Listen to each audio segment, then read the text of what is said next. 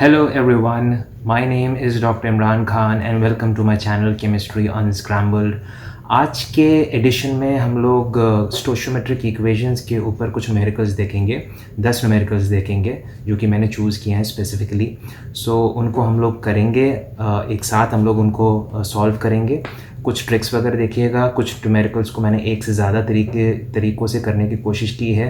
आपको जो भी मेथड फ्रूटफुल लगे या इजी लगे आप उसको यूज़ कर लीजिएगा। हम लोग ज़्यादा टाइम वेस्ट नहीं करेंगे। एक चीज़ मैं और बोलना चाहूँगा कि डिस्क्रिप्शन बॉक्स में मैंने गूगल फॉर्म्स में एक MCQ टाइप का पेपर प्रिपेयर किया है, तो अगर आप चाहते हैं कि what ever that you have studied उसको आप चेक कर सकें तो आप उस पेपर को ज़रूर लगाइए। It will be very beneficial for you.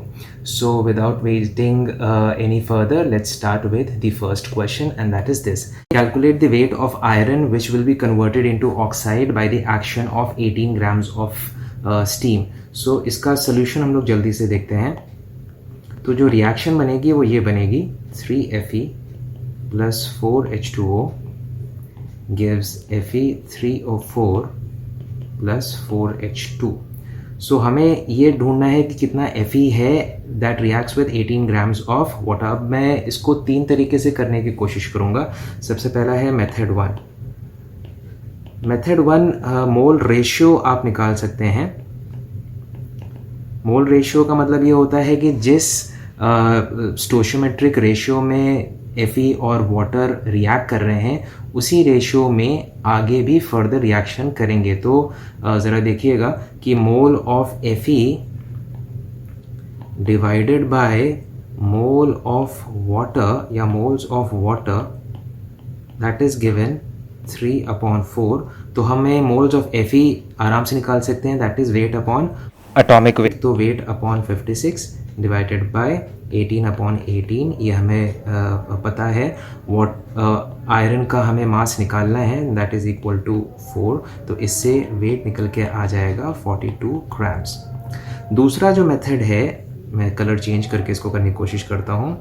Method 2 है जो हमारा, उसमें नॉर्मल जो यूनिटरी मेथड हम लोग लगाते थे हम लोग वही इसमें यूज़ कर सकते हैं कि 4 × 18 grams of water is produced by 3 × 56 grams of Fe. In fact, 4 × 18 grams of water reacts with 3 × 56 grams of Fe, जैसे आप स्टोशियोमेट्री में देख सकते हैं। So 18 grams of water will react with 3 × 56 upon 4 × 18 × 18। तो ये आंसर आ जाएगा दैट इज़ 42 ग्राम्स। तीसरा मेथड है, उसको अलग कलर से मैं करने की कोशिश करता हूँ। तीसरा मेथड इज़ जो मेरा पर्सनल बेस्ट या फेवरेट मेथड है दैट इज़ इक्विवेलेंट मेथड। तो इक्विवेलेंट मेथड में बहुत अच्छी चीज़ क्या होती है कि इक्विवेलेंट मेथड में आपको रिएक्शन को बैलेंस करने का नहीं सोचना पड़ता। आपको बस जो ग्राम इक्विवेलेंट है उसको बराबर कर देना है एंड फिर इक्विवेलेंट बस आपको ढूंढना पड़ता है, जो कि हम लोग प्रीवियस वीडियोज़ में देख चुके हैं कि कैसे इक्विवेलेंट्स को ढूंढा जाता है। तो gram equivalent of Fe is equal to gram equivalent, यहाँ पर इक्विवेलेंट लिखना है, ग्राम इक्विवेलेंट ऑफ H2O। ये दोनों हम बराबर कर देते हैं। तो weight upon equivalent weight of Fe is equal to weight upon equivalent weight of H2O। Fe हो गया H2O। अब वेट हमें निकालना है। Equivalent weight of Fe 56/n। Valency हमें नहीं पता है, अभी मैं आपको बताता हूँ कि वैलेंसी कैसे निकाली जाती है। अच्छा, वाटर का जो एटॉमिक मास या मॉलिक्यूलर मास 18 होता है और उसकी वैलेंसी 2 होती है, बिकॉज वाटर जब आप उसको इलेक्ट्रोलिसिस करेंगे तो O2 नेगेटिव बनता है and that combines to form H2O, that combines to form O2 and 2 electrons उसमें रिलीज होते हैं। अब यहाँ पर ज़रा n देखिए कैसे आप निकाल सकते हैं। n is equal to change in oxidation state, मतलब Fe के लिए जो ऑक्सीडेशन स्टेट जो चेंज हो रहा है वो ज़रा आप देखिएगा। तो यहाँ पर Fe से जा रहा है Fe3O4। Fe में ऑक्सीडेशन नंबर 0 है एंड Fe3O4 में जो ऑक्सीडेशन नंबर है वो 8/3 है। So change in oxidation number is equal to 8/3 and this is our n। इसी n को जब हम ऊपर वैल्यू में पुट करेंगे, मतलब यहाँ पर जब हम उसको पुट करेंगे तो बस देखिए क्या होता है, 56 divided by 8 divided by 3 and that is equal to 2. So weight is equal to 2 into 56 upon 8 into 3 और ये कैंसिल हो जाएगा, then this comes out to be 42 grams. तो आप तीनों तरीक़ों से देख सकते हैं कि सेम आंसर आ रहा है. आपको इनिशियली लग रहा होगा कि पहले दो मेथड्स रिलेटिवली थोड़े छोटे हैं, ईजी हैं और इक्विवेलेंट मेथड थोड़ा सा लंबा है, बट आगे लॉन्ग रन में equivalent method is the best method. फिर सेकेंड क्वेश्चन में हम लोग आते हैं, calculate the mass of slate lime required to decompose 4 grams of ammonium chloride. अब इसका ज़रा सोल्यूशन देखिए कि CaOH whole twice gives 2 NH4Cl. This is the reaction. Ammonium chloride से रिएक्शन कर रहा है slate lime to produce calcium chloride and ammonia and 2H2O. Alright. तो calculate the mass of slate lime required to decompose 4 gram of ammonium chloride. तो फिर वही first method हमारा mole ratio वाला मेथड. तो number of moles of calcium hydroxide ले लेते हैं, mole of calcium hydroxide divided by moles of NH4Cl and that is equals 1/2. Stoichiometry में देख सकते हैं, बस वैल्यूज सब पुट करिए इसमें. वेट अपॉन मॉलिकुलर वेट, यहाँ पर भी वेट अपॉन मॉलिकुलर वेट, यहाँ पर वेट है 4 तो हम सीधे सीधे इसको 4 लिख देते हैं.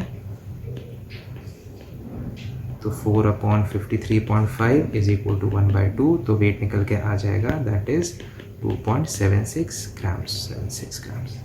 अब सेकेंड मेथड है, इसको दूसरे कलर से कर देते हैं, ब्लैक से कर देते हैं इसको. दैट इज जो नॉर्मल स्टोशियोमेट्री से हम लोग खेलते थे, 107 ग्राम्स ऑफ NH4Cl, क्योंकि NH4Cl का मॉलिकुलर मास को हमने 2 से मल्टीप्लाई किया है, that is 107 grams, will react with 74 grams of calcium hydroxide. Calcium hydroxide का 1 मोल है इसलिए 74 ग्राम्स उसका लिया. सो 4 grams of NH4Cl will react with 74 upon 107 into 4 and that is 2.76 grams. अब जल्दी से हम लोग इक्विवेलेंट मेथड भी देख लेते हैं. इक्विवेलेंट मेथड से कैसे निकालते हैं, तो इक्विवेलेंट या gram equivalent of calcium hydroxide is equal to gram equivalent of NH4Cl. थोड़ी हैंड राइटिंग मेरी ठीक नहीं है तो kindly avoid by it. Weight upon equivalent weight of calcium hydroxide is equal to weight upon equivalent weight of NH4Cl. बस values put करिए. Weight upon 74 divided by 2, because calcium hydroxide में valency factor 2 होगा, because it dissociates to form Ca2 positive and 2 OH negative, and NH4Cl में valency factor 1 होगा. तो 53.5 divided by 1. तो वैसे आप देख सकते हैं इसमें भी आंसर 2.76 ग्राम्स आएगा. ऑलराइट. अब हम लोग आते हैं थर्ड न्यूमेरिकल में. Third numerical, the vapor density of a mixture of NO2 and N2O4 is 38.3 at 27 degrees Celsius. Calculate the moles of NO2 in 100 grams of mixture. अब जल्दी से इसको हम लोग जल्दी से सॉल्व करने की कोशिश करते हैं. तो आपको जब वेपर डेंसिटी दिया हुआ है तो आप मॉलिकुलर वेट आराम से निकाल सकते हैं. Molecular weight of mixture is equal to 2 into vapour density. ये वेपर डेंसिटी और मॉलिकुलर मास का या मॉलिकुलर वेट का रिलेशन हम लोग पहले भी डिराइव कर चुके हैं इन आवर प्रीवियस वीडियो. तो this comes out to be 76.6. फिर अब हम लोग थोड़ा अज्यूम कर लेते हैं, let a gram of NO2 is present in 100 grams of mixture. 100 grams of mixture. So moles of NO2 plus moles of N2O4 is equal to moles of mixture. ये तो पता ही है, moles of mixture, इसमें कोई शक ही नहीं है कि दोनों NO2 एंड N2O4 के जब आप मोल्स को जोड़ेंगे तो आपको मोल्स ऑफ मिक्सचर पता चल जाएगा. अब मोल्स का formula mass upon molecular mass. तो मास हमने NO2 का एक कंसिडर करके रखा हुआ है and molecular mass of NO2 is 46. Similarly अब बचा हुआ सब्सटेंस N2O4 होगा, तो 100 में से A माइनस कर देंगे तो N2O4 का मास पता चल जाएगा. तो 100 minus A divided by molecular mass of N2O4 is 92. Total mass is 100 and divided by the molecular mass of mixture ऊपर हमने कैलकुलेट किया है 76.6. जब आप इसको सॉल्व करेंगे तो आंसर आएगा 20.10. सो मोल्स ऑफ NO2 निकल के आ गया 20.10 डिवाइडेड बाय 46, थोड़ा सा यहाँ पर जगह कम मिल रही है तो 0.437, क्योंकि मैंने क्वेश्चन पहले लिख दिया था ताकि क्वेश्चन लिखने में टाइम ना जाए, इसलिए थोड़ी सी जगह कम पड़ रही है. नेक्स्ट, तो आपको ये समझ में आ गया होगा कैसे आप जब भी मिक्सचर्स वाले क्वेश्चन जब भी आप करिएगा तो आप या तो नंबर ऑफ मोल्स को दोनों जो कंपोनेंट हैं उनके नंबर ऑफ मोल्स को आप जोड़ के number of moles of the mixture करिएगा, या वॉल्यूम्स दोनों कंपोनेंट के वॉल्यूम्स को जब आप जोड़ेंगे तो आपको total volume of the mixture मिलेगा. तो आप थोड़ा सा उसको ऐसे करिएगा. एक क्वेश्चन आप शायद आगे और देखेंगे जिसमें मिक्सचर है तो उसमें मिक्सचर्स को अलग अलग तरीके से डील किया गया है, तो अभी हम लोग जब आएंगे तो आप उसको देखिएगा. Next is calculate the weight of lime obtained by heating 200 kg of 95% pure limestone, that is calcium carbonate. तो इसको ज़रा देखिए, 95% प्योर का मतलब ये हुआ कि 200 kg कन्वर्ट नहीं हो रहा है, 200 का 95% कन्वर्ट हो रहा है. जितना जो प्योर कॉम्पोनेंट होता है सिर्फ वही कन्वर्ट होता है, बाकी और कन्वर्ट इसमें नहीं होता है. तो जल्दी से इसको सोल्यूशन देखते हैं हम लोग. तो प्योर लाइमस्टोन कितना है आपके पास, लाइमस्टोन कितना है 200 का 95 divided by 100 and that is 190 kg. तो इतना हमारे पास प्योर लाइमस्टोन प्रेजेंट है. अब देखिए पहला मेथड वही नंबर ऑफ मोल्स वाला मेथड हम लोग यूज़ करते हैं. तो कैल्शियम कार्बोनेट, तो रिएक्शन आपके हो गई, calcium oxide and CO2 produce करता है. तो आप देख सकते हैं according to the reaction 100 grams of calcium carbonate का मॉलिक्यूलर मास 100 ग्राम है एंड उसका एक मोल दिया हुआ है. तो 100 gram of calcium carbonate produces 44 grams of CO2. So 190 kg of calcium carbonate will produce 44 upon 100 into 190, that is 106.4 kg. Alright, अब इसी को ज़रा इक्विवेलेंट मेथड से करके देखते हैं. दूसरा कलर चूज़ कर लेते हैं हम लोग. तो इक्विवेलेंट मेथड से क्या होता है, कैसे करते हैं ज़रा देख लीजिए. तो सिंपल सा जो दो एलिमेंट्स की बात हम या दो मॉलिक्यूल्स की जो हम बात कर रहे हैं, हम लोग सीधे सीधे उनको उठा के इक्वेट कर देते हैं. तो उनका ग्राम इक्विवेलेंट को इक्वेट कर देते हैं. तो gram equivalent of calcium carbonate is equal to gram equivalent of CO2. तो कैल्शियम कार्बोनेट का मास 190 मतलब प्योर जो है, एंड उसका equivalent weight is molecular mass divided by the valency factor इसकी 2 है. एंड वेट ऑफ CO2 हमें निकालना है. मॉलिक्यूलर मास CO2 का 44 होता है एंड CO2 का जो वैलेंसी फैक्टर होता है दैट इज़ 2. अब ये वैलेंसी फैक्टर 2 कहाँ से आया, दरअसल मैं आपको बता दूं यहाँ पर CO2 is an acidic oxide. तो जब वो NaOH से रिएक्शन करेगा, बेस से रिएक्शन करेगा, तो बनेगा Na2CO3. तो यहाँ पर आप देख सकते हैं that it is reacting with 2 equivalents of NaOH. तो एक ये डेफिनेशन भी है एसिड्स, जब आप वैलेंसी फैक्टर ढूंढते हैं ऑफ एसिड कि कितने इक्विवेलेंट ऑफ बेस के साथ वो रिएक्शन कर रहा है, तो यहाँ पर you can see that it is reacting with 2 equivalents of base. तो यहाँ पर इसीलिए 2 यूज़ कर लिया गया है for CO2 as valency factor. So weight comes out to be 106.4 kgs. Alright, फिर फिफ्थ क्वेश्चन आता है on heating 1.763 grams of hydrated BaCl2 to dryness 15.5, यहाँ पर 15.10, यहाँ पर 1.505 होना चाहिए. 1.505 grams of anhydrous salt remained. What is the formula of the hydrate. तो यहाँ पर 1.505 होगा. तो हम लोग सोल्यूशन देखते हैं इसका. तो जो रिएक्शन है वो ये है BaCl2.NH2O. हमें दरअसल फॉर्मूला ऑफ हाइड्रेट ही ढूंढना है, मतलब N की वैल्यू हमें ढूंढनी है. तो दिस विल, जब आप इसको हीट करेंगे तो ये BaCl2 प्लस NH2O बनेगा. तो मेथड 1 वही नंबर ऑफ मोल्स वाला मेथड कर लेते हैं स्टोशियोमेट्री यूज़ करके. तो मेथड 1 हमारा बोलता है, मतलब पहले सबसे पहले मॉलिक्यूलर मास निकाल लेते हैं. तो दैट इज़ 18N. तभी तो हम स्टोशियोमेट्री से उसको कंपेयर करेंगे. एंड इसका मॉलिक्यूलर मास है 208. सो 208 plus 18n grams of hydrated salt produces 208 grams of BaCl2. Reaction आप सीधे सीधे देख सकते हैं. So 1.763 grams of hydrated salt will produce 208 divided by 208 18n into 1.763. अब दिस इज मतलब कितना BaCl2 प्रोड्यूस हुआ है, that is given in the question, that is 1.505. वो 1.505 है, उसका ख्याल रखिएगा.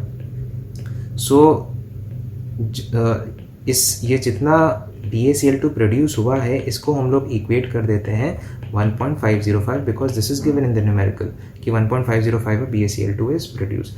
सो इनकी वैल्यू इसमें निकल के आ जाएगी 1.98 which is approximately equal to 2. So formula आपका बन गया.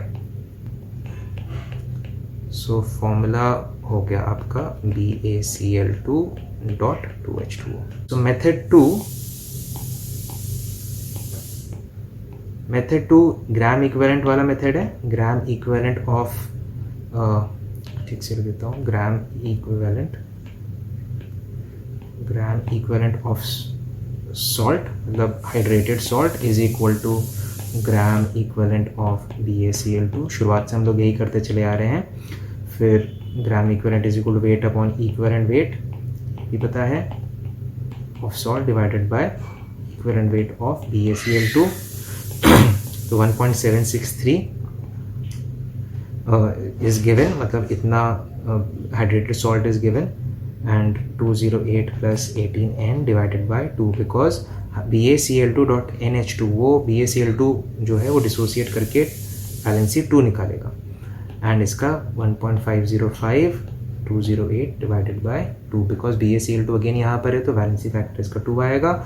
सो n की वैल्यू निकल के आ जाएगी 1.98, यहाँ पर 2 that is equal to 2. So formula आपका फिर से वही बन गया, दैट इज BaCl2.2H2O. फॉर्मूला आपका बन गया BaCl2.2H2O. अब ये जो क्वेश्चन है जिसकी मैं पहले बात कर रहा था कि ये मिक्सचर दिया हुआ है तो आपको मिक्सचर को अलग अलग उनको रिएक्शन करवाइएगा. ऑलराइट, जैसे अभी आप देखिएगा कि हम कैसे रिएक्शन करवाते हैं. So the question is 5 gram sample of natural gas consisting of methane and ethane was burnt in excess of oxygen yielding 14.5 gram of CO2 and some H2O as product. तो H2O के बारे में हमें नहीं सोचना, उसके बारे में कुछ दिया ही नहीं है. What is the weight percentage of methane and ethane in the mixture? तो हम लोग सोल्यूशन इसका देखते हैं. तो यहाँ पर मीथेन को अलग ट्रीटमेंट करवाइए, रिएक्शन करवाइए ऑक्सीजन से तो इजी हो जाएगा चीज़ें, एंड ईथेन का अलग रिएक्शन करवाइए तो चीज़ें इजी हो जाएंगी. That is 2CO2 plus 2H2O. थोड़ा छोटा छोटा लिख रहा हूँ मैं. तो इसका A मोल ले लीजिए फॉर इंस्टेंस एंड इसका आप ले लीजिए B मोल्स. तो इसका इनिशियली ये 0 होंगे, फिर आफ्टर रिएक्शन ये A बचेगा और ये 2A बनेगा. अब यहाँ पर देख लीजिए ये 2B बनेगा एंड ये भी 2B बनेगा. So moles of CO2 obtained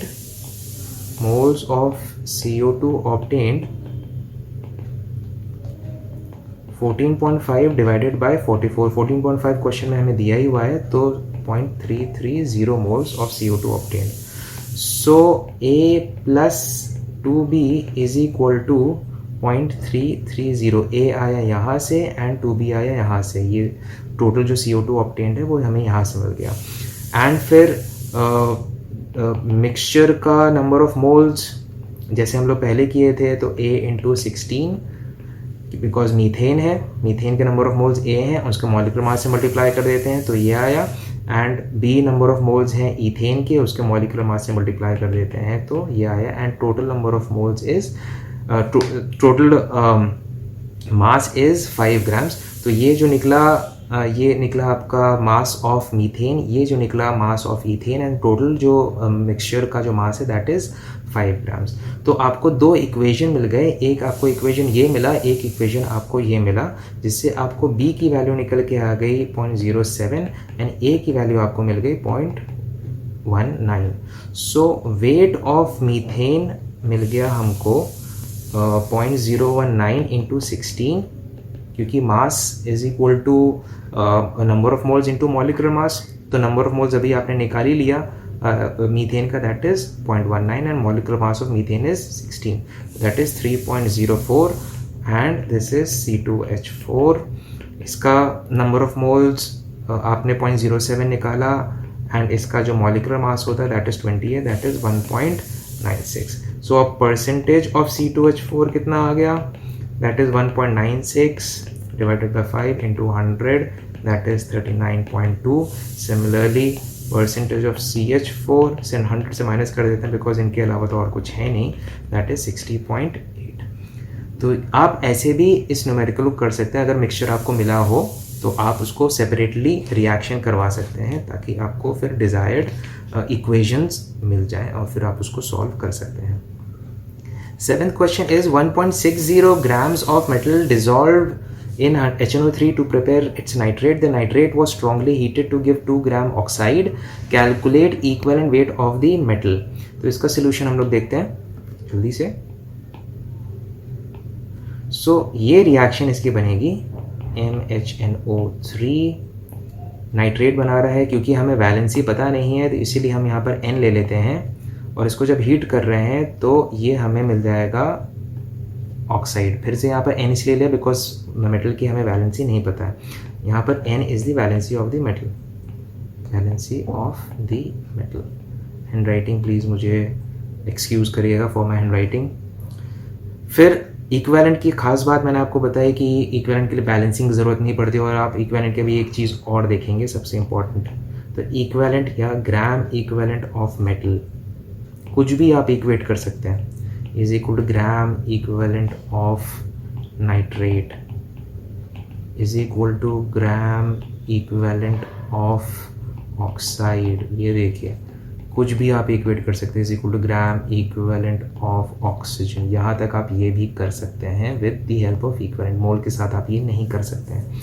मैं इसको दो तरीके से आपको बताता हूँ कि अगर हम equivalent weight of metal and equivalent weight of oxygen अगर कंसिडर करते हैं तो जो आंसर निकालेंगे वही आंसर निकलेगा जब हम equivalent weight of metal and equivalent weight of gram equivalent weight of oxide को कंपेयर करेंगे. तो देखते हैं. तो सबसे पहले हम कंपेयर करते हैं ग्राम equivalent of metal with gram equivalent of oxygen. तो वेट ऑफ मेटल आ जाएगा divided by equivalent weight of metal is equal to weight of oxygen divided by equivalent weight of oxygen. Alright, तो weight of metal हमें given है that is 1.6 grams और equivalent weight of हमें metal निकालना है. और equivalent weight of oxygen कैसे निकलेगा, जो ऑक्साइड आपको मिला that is 2 ग्राम, उसमें से मेटल आप माइनस कर दीजिए तो आपको मिल जाएगा ऑक्सीजन का mass. And equivalent weight of oxygen is 16 divided by 2 because oxygen पे जो चार्ज होता है दैट इज 2. सो इससे इक्विवेलेंट वेट ऑफ एलिमेंट या मेटल निकल के आ गया 32. अब इसका दूसरा मेथड जैसे मैंने अभी बताया कि आप ग्राम equivalent of metal and gram equivalent of oxide को भी इक्वेट करके सेम आंसर पा सकते हैं. तो ये और कर देते हैं या एलेटर कर देते हैं इसको.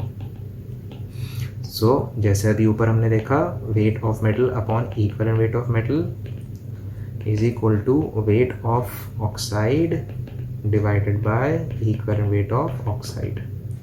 अब यहाँ पर देखिए, यहाँ पर ख़ास बात, ये तो अपना एज इट इज़ आ गया जैसे ऊपर था. वेट ऑफ ऑक्साइड 2 गिवन है. अब यहाँ पर ऑक्साइड को आप सेपरेट कर सकते हैं. आप मेटल ऑक्साइड है तो आप मेटल का इक्विवेलेंट वेट अलग निकाल सकते हैं एंड ऑक्सीजन का इक्विवेलेंट वेट अलग निकाल सकते हैं, फिर दोनों को जोड़ सकते हैं. ये हम लोगों ने जब हम लोग वो पढ़ रहे थे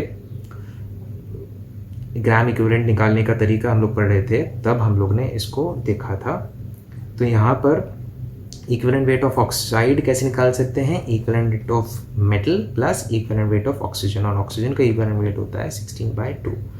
फिर जब आप इसको सॉल्व करेंगे तो आंसर आपका 32 फिर से आ जाएगा. 8th क्वेश्चन में आते हैं. 2 gram of metal in H2SO4 gives 4.51 gram of metal sulphate. The specific heat of metal is this much. Calculate the valency and atomic weight of the metal.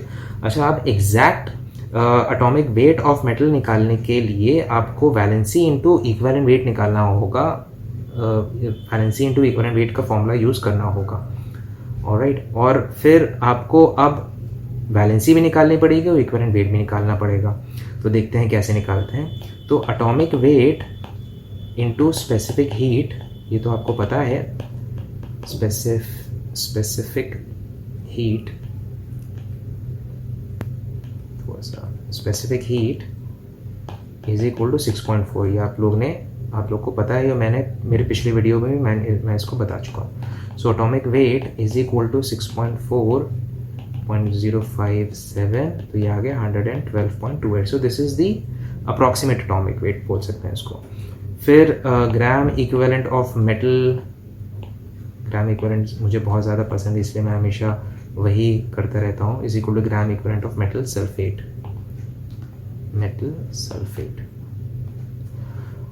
फिर 2 upon equivalent weight of metal, और यहाँ पर metal sulphate का 4.51 ग्राम metal sulphate दिया हुआ है। अब यहाँ पर भी वैसे ही जैसे पहले देखा था, मेटल का इक्विवेलेंट वेट अलग कर देते हैं, सल्फेट का इक्विवेलेंट वेट अलग। सल्फेट का SO4 नेगेटिव का जो मास होता है दैट इज़ 96 एंड इसके ऊपर चार्ज 2 होता है, तो हम लोग ने ऐसे कर दिया उसको।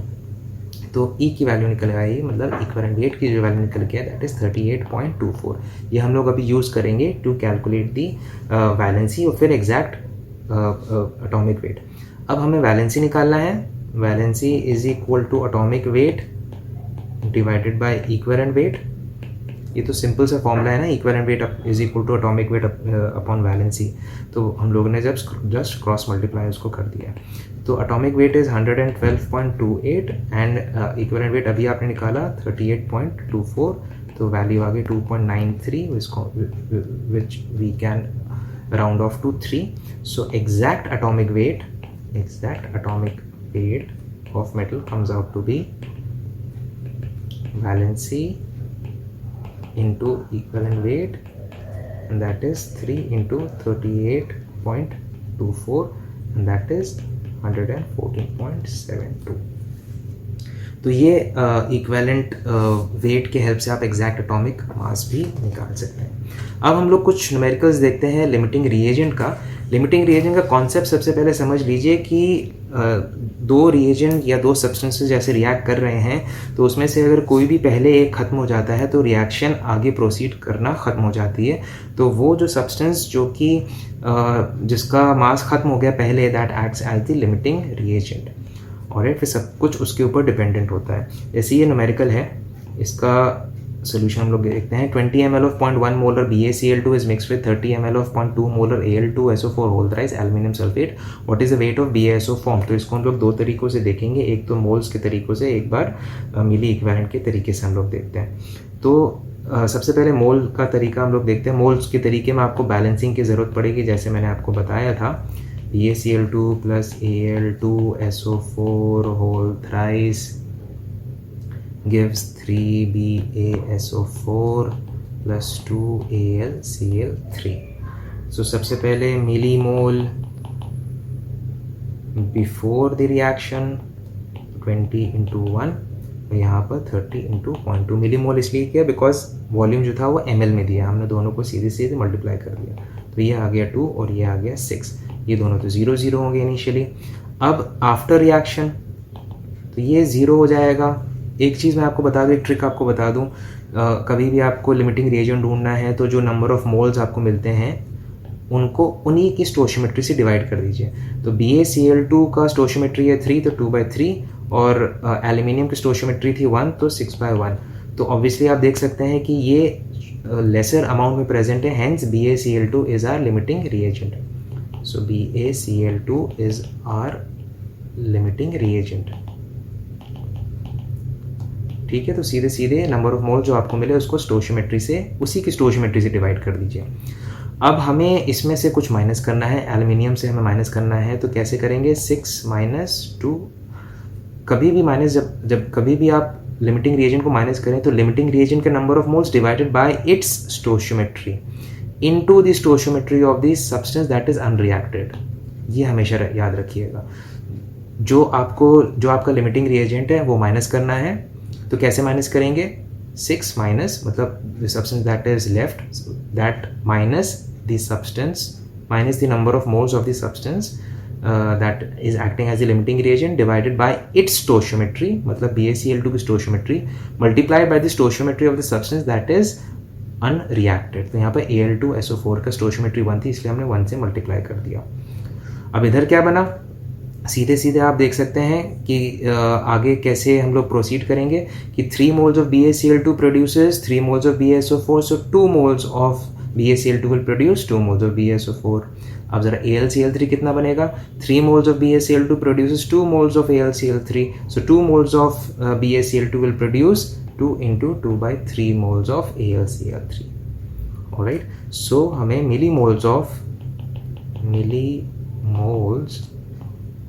BaSO4 पता चल गया, दैट इज 2 मिलीमोल्स को तुरंत हम वेट अपॉन मॉलिकुलर वेट में लिख देते हैं इंटू 1000 डिवाइड किया क्योंकि मिलीमोल्स में हमें करना था इसको, सो वेट निकल के आ गया 2 into 233 divided by 1000 and that is 0.466 gram. Second method is by equivalent, जो मेरा मेथड है। Second is milli equivalent. अब इसमें नो नीड टू बैलेंस, अभी आप देखिएगा नो नीड टू बैलेंस, तो इसमें बैलेंस करने की ज़रूरत नहीं है।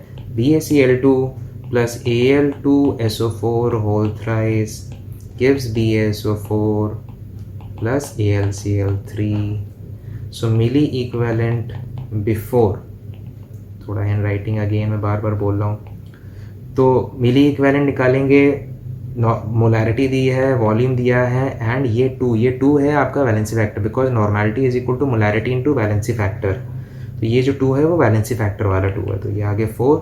अब यहाँ पर 30 इंटू 0.2, अब यहाँ पर जो वैलेंसी फैक्टर आएगा वो आएगा 6, बिकॉज Al2SO4 होल थ्राइस जब डिसोसिएट होगा तो 2Al3 पॉजिटिव बनेगा, तो 2Al3 पॉजिटिव मतलब टोटल चार्ज आया 6, तो इसलिए हम लोगों ने 6 यूज़ किया है यहाँ पर वैलेंसी फैक्टर, तो ये आ गया 36 और ये 0 0। अब सीधे सीधे आप देख सकते हैं 36 में से 4 माइनस कर दीजिए, दैट इज़ 32, यहाँ पर 0 हो गया, यहाँ पर 4 बनेगा, यहाँ पर 4 बनेगा, कोई दिक्कत नहीं। अब milliequivalent of BaSO4 4 milliequivalent का फॉर्मूला होता है weight upon equivalent weight into 1000, क्योंकि मिली इक्विवेलेंट की हम बात कर रहे हैं तो वेट आ जाएगा 4 into 233/1000 into 2, that comes out to be 0.466 grams. Alright, तो आप देख सकते हैं कि मिली इक्विवेलेंट बहुत ही सिंपल तरीका है एंड बहुत ही फ्रूटफुल तरीका है न्यूमेरिकल्स को सॉल्व करने के लिए। अब आते हैं what weight of AgCl will be precipitated when a solution containing 4.77 grams of NaCl is added to a solution of 5.77 grams of AgNO3। अब यहाँ पर इसको जल्दी से सॉल्व करते हैं हम लोग, तो रिएक्शन होगा आपका AgNO3 plus NaCl gives AgCl plus NaNO3। फिर मिली इक्विवेलेंट बिफोर, मेरा तरीका यही है, 5.77 into 1000 divided by 170 divided by 1 and 4.77 158.5। NaCl में NaCl का एटॉमिक मास मॉलिक्यूलर मास 58.5 होता है एंड उसका जो वैलेंसी फैक्टर होता है 1, एंड इसको 1000 से कर दिया मल्टीप्लाई क्योंकि मिली इक्विवेलेंट हमें चाहिए। AgNO3 का जो मॉलिक्यूलर मास होता है 170 एंड उसका भी जो वैलेंसी फैक्टर होता है दैट इज़ 1, तो ये आ गया 33.94 और इसका आ गया 81.54। तो आप देख सकते हैं कि NaCl इज इन एक्सेस, तो ये 0 हो जाएगा, 81.54 माइनस 33.94, यहाँ पर 33.94 बनेगा और यहाँ पर 33.94 बनेगा। क्योंकि आपको स्टोशियोमेट्री से मतलब नहीं है तो एज इट इज़ बस लिखते चले आइए, कोई दिक्कत नहीं है। So this gives out to be 47.60। फिर मिली इक्विवेलेंट ऑफ AgCl हमें पता चल गया 33.94, तो हम लोग सीधे सीधे फॉर्मूला में पुट कर देंगे 33.94 मिली इक्विवेलेंट वेट निकालना है AgCl का, तो weight upon equivalent wait, AgCl का इक्विवेलेंट वेट होता है 143.5 डिवाइडेड बाय 1, बिकॉज AgCl का जो वैलेंसी फैक्टर होता है 1 होता है। 1000 से मल्टीप्लाई कर दिया क्योंकि मिली इक्विवेलेंट की बात हम लोग कर रहे हैं बार बार। So weight comes out to be 4.87 grams. Last question is this: 20 ml of 0.2 molar Al aluminum sulfate is mixed with 20 ml of 0.6 molar BaCl to calculate the concentration of each ion in the solution. ये बहुत अच्छा numerical है, इसको ज़रा देखिएगा कि हम लोग कैसे इसको सॉल्व करते हैं। तो aluminium sulphate and barium chloride react करेंगे, तो बनेगा BaSO4, ठीक से लिखिए, BaSO4, ये प्रेसिपिटेट कर जाएगा एंड AlCl3 जो है वो एक्वा स्टेट में रहेगा। हमें Al3 positive and Cl negative का ही कॉन्सेंट्रेशन ढूंढना है, तो किसी तरीके से हम अगर मिली इक्विवेलेंट ढूंढ लें फिर उसको हम कन्वर्ट कर सकते हैं इनटू मोलैरिटी, जो कि हमारा कॉन्सेंट्रेशन होता है। तो जल्दी से देखते हैं कैसे इसको कर सकते हैं।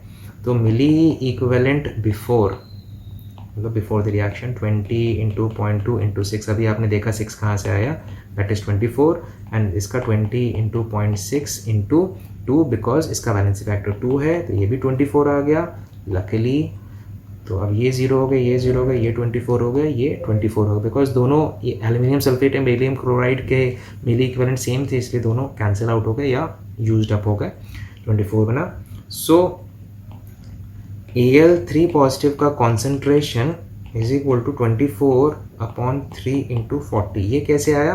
क्योंकि आपको ये पता है that milli equivalent is equal to normality into volume, and normality क्या होती है? Molarity into valency into volume, तो उससे दरअसल निकल के आया है। तो दिस इज व्हाट मोलैरिटी। तो molarity is equal to milli equivalent divided by normal valency into volume, ठीक है। Al3 पॉजिटिव का जो वैलेंसी होती है दैट इज 3, तो ये आ गया 0.2 मोलर। फिर सिमिलरली Cl नेगेटिव का कॉन्सेंट्रेशन कैसे निकलेगा? 24/1 इंटू 40। 1 कहाँ से आया? बिकॉज जो वैलेंसी फैक्टर है ऑफ Cl नेगेटिव इज 1, तो इसकी वैल्यू आ गई दैट इज 0.6 मोलर। अच्छा, अब नो कॉन्सेंट्रेशन, तो ऐसे आपने Al3 positive and Cl negative का कॉन्सेंट्रेशन निकाल लिया मिली इक्विवेलेंट के हेल्प से। फिर finally no concentration of Ba2 positive and SO4 negative in the solution will be there since BaSO4 has been precipitated। अब ये सोल्यूशन में तो रहे ही नहीं है, ये तो प्रेसिपिटेट कर गए हैं, ये तो प्रेसिपिटेट कर गए हैं, तो इनका तो आयंस तो सोल्यूशन में रहेंगे नहीं, तो इनका कॉन्सेंट्रेशन हम नहीं निकाल सकते हैं। So this was it in this particular edition of this very important video. I hope आप लोग को समझ में आए होंगे न्यूमेरिकल्स कैसे करने हैं और ग्राम इक्विवेलेंट को कैसे आप यूज़ कर सकते हैं हर जगह पे। और ग्राम इक्विवेलेंट की खास बात क्या होती है कि उसमें बैलेंसिंग करने की ज़रूरत नहीं पड़ती है। आप किसी भी एलिमेंट को किसी भी ऑक्साइड, सल्फेट, ऑक्सीजन किसी से भी आप इक्वेट कर सकते हैं। बस आपको ख्याल रखना पड़ेगा कि इक्विवेलेंट वेट कैसे निकाला जाता है, उसकी थोड़ी आपको प्रैक्टिस करनी पड़ेगी। But believe me, gram equivalent वाला जो मेथड है that is my favourite, personal favourite method, तो उसको मैं हमेशा यूज़ करता हूँ। अभी भी आपको ऐसा लग रहा है कि ये वीडियो देखने के बाद आपको कुछ डाउट्स वगैरह इस चैप्टर में हैं, जो कि होंगे ज़रूर अभी, क्योंकि आपने अभी तक ठीक से प्रैक्टिस नहीं की है। आप इसके क्वेश्चंस और लगाइए और कोशिश करिए कि इन न्यूमेरिकल्स को ग्राम इक्विवेलेंट मेथड से करें, तो उससे आपको ज़्यादा कॉन्फिडेंस आएगा। एंड फिर डिस्क्रिप्शन में आप जो मैंने शीट अपलोड की है आप उसको करिएगा। गूगल फॉर्म्स इनफैक्ट मैंने अपलोड किया है, आप उसको ज़रूर करने की कोशिश करिएगा। एंड कोई भी प्रॉब्लम आएगी तो आप उसको ज़रूर मेंशन करिएगा। मैंने एक कमेंट सेक्शन भी गूगल फॉर्म में मैंने डाला हुआ है।